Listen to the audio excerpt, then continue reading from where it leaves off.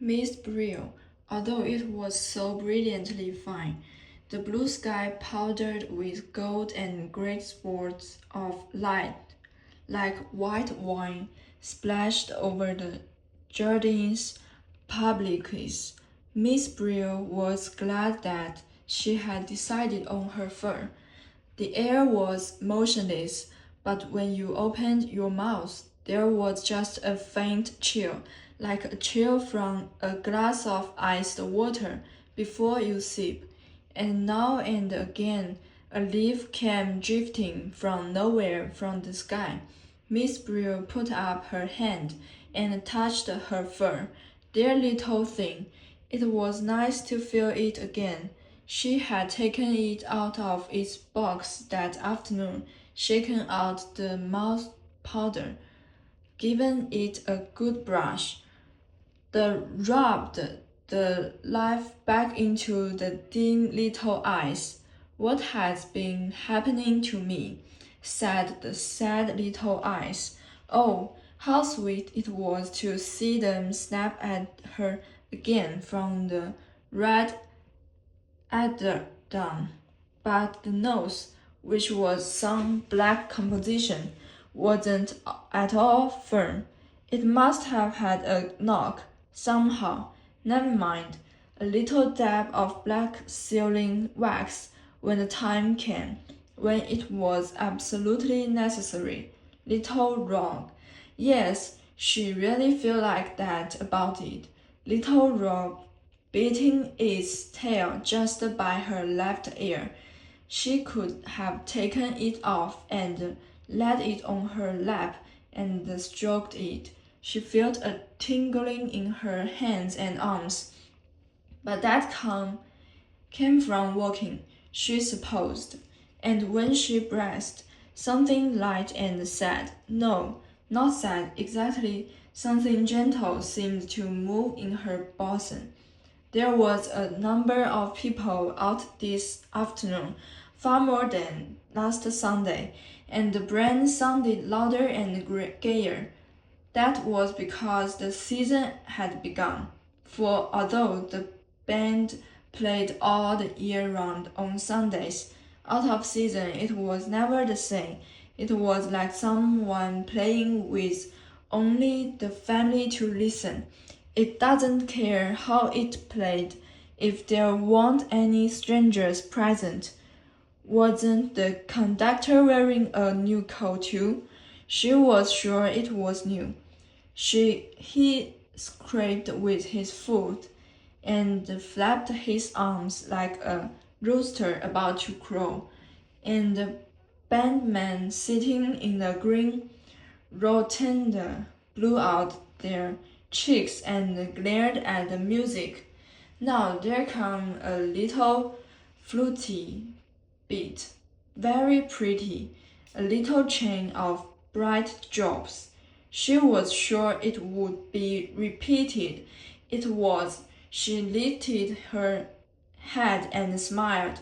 Only two people shared her special seat, a fine old man in a velvet coat, his hands clapped over a huge carved walking stick, and a big old woman, sitting upright, with a roll of knitting on her embroidered apron. They did not speak.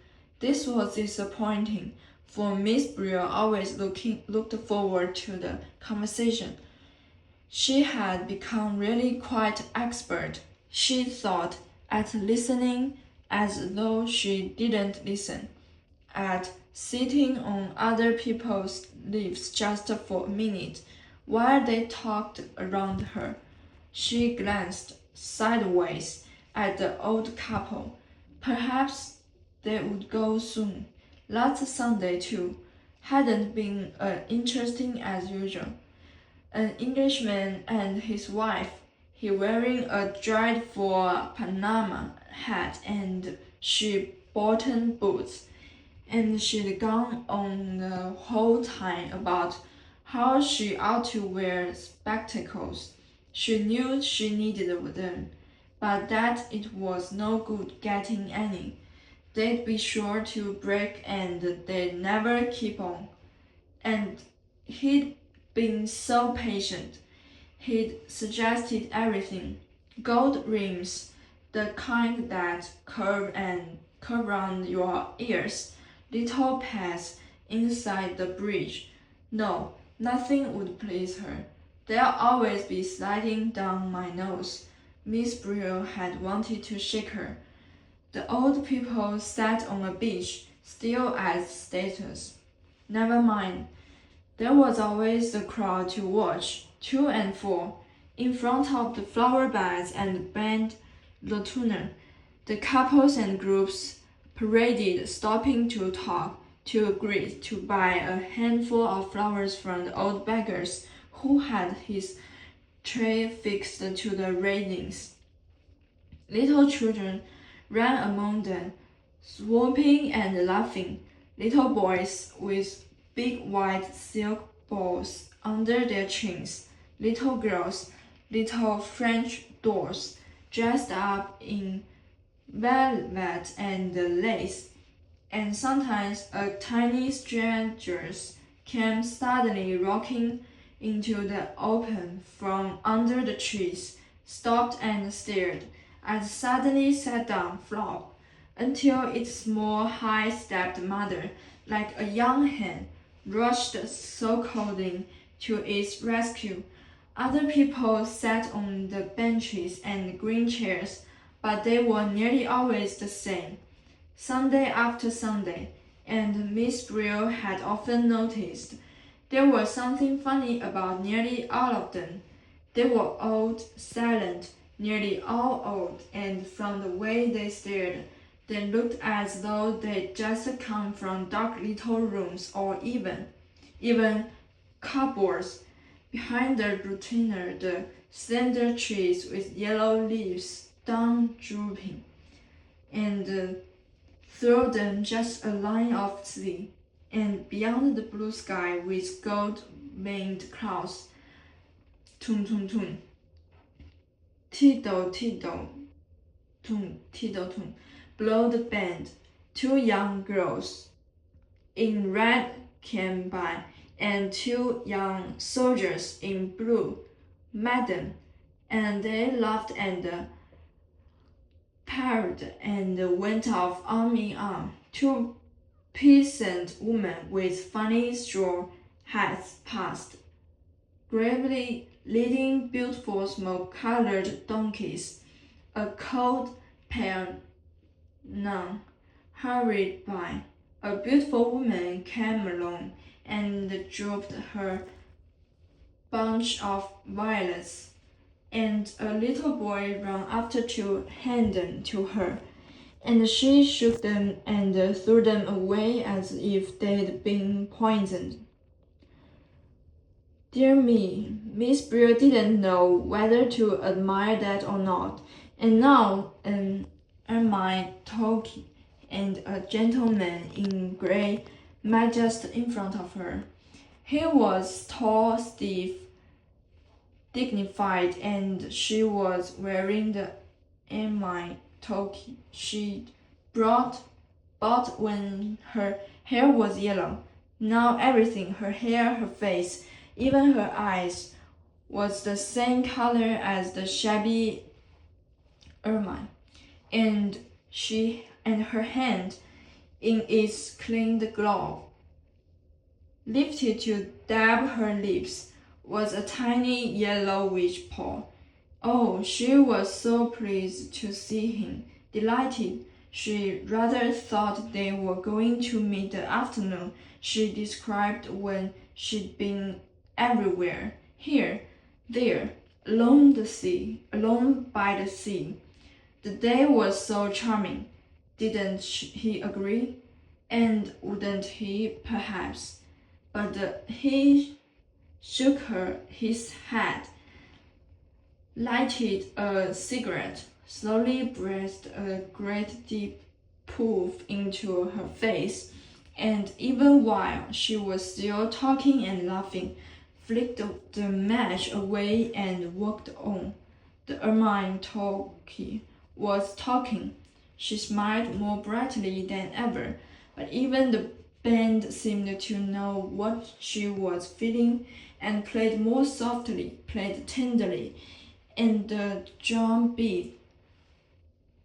The brute, over and over.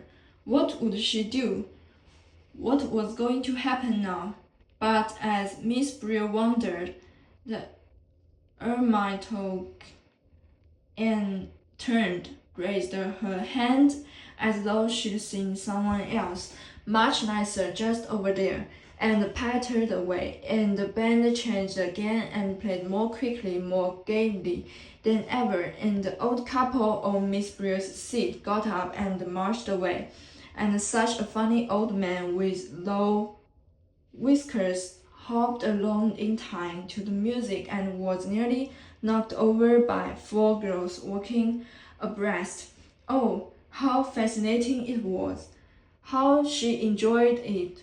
How she loved sitting here, watching it all! It was like a play. It was exactly like a play. Who would believe the sky at the back wasn't painted? But it wasn't till a little brown dog trod on and then slowly trotted off like a little threatened dog, a little dog that had been drugged, that Miss Brill discovered what it was that made it so exciting. They were all on stage. They weren't only the audience, not only looking on.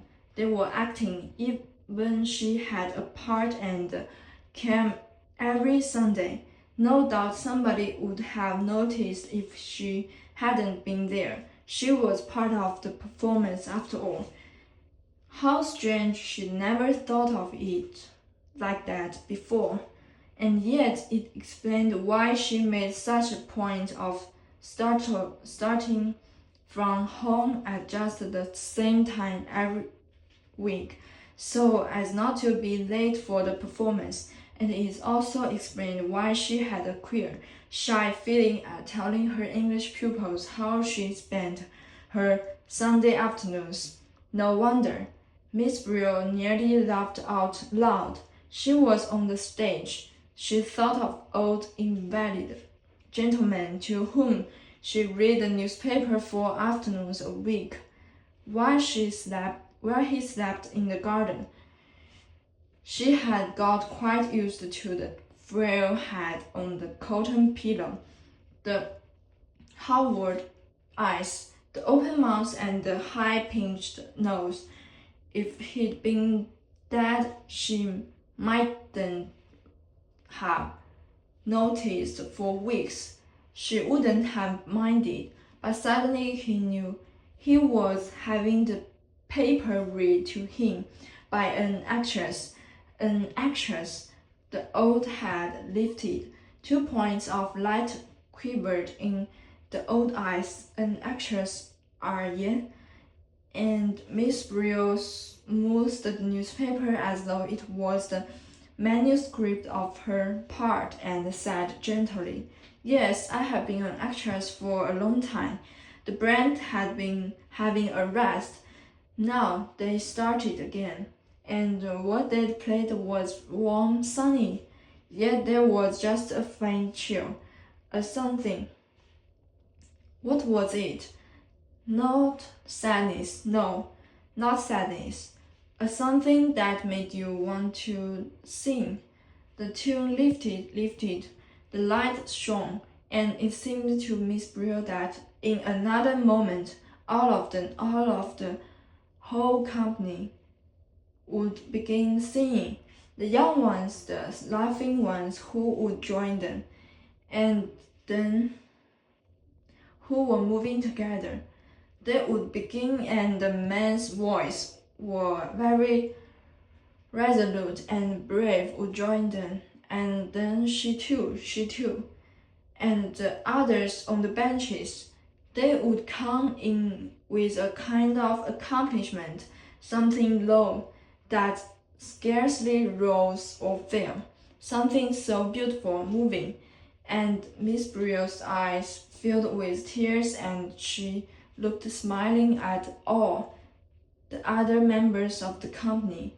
Yes, we understood, she thought, though what they'd understood she didn't know. Just at that moment, a boy and a girl came and sat down where the old couples had been. They were beautifully dressed. They were in love. The hero and the heroine, of course, just arrived from his father's yacht, and still soundlessly singing, still with that trembling smile, Miss Brill prepared to listen.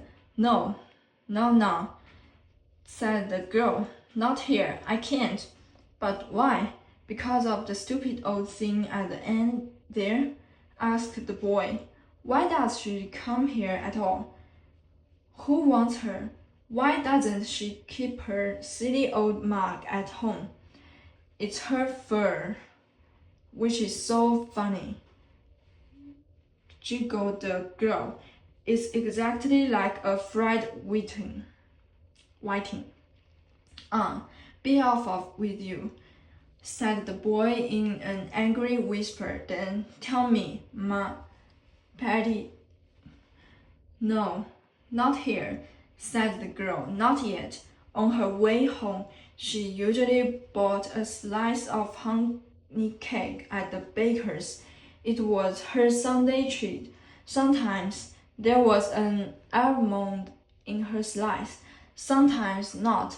It made a great difference.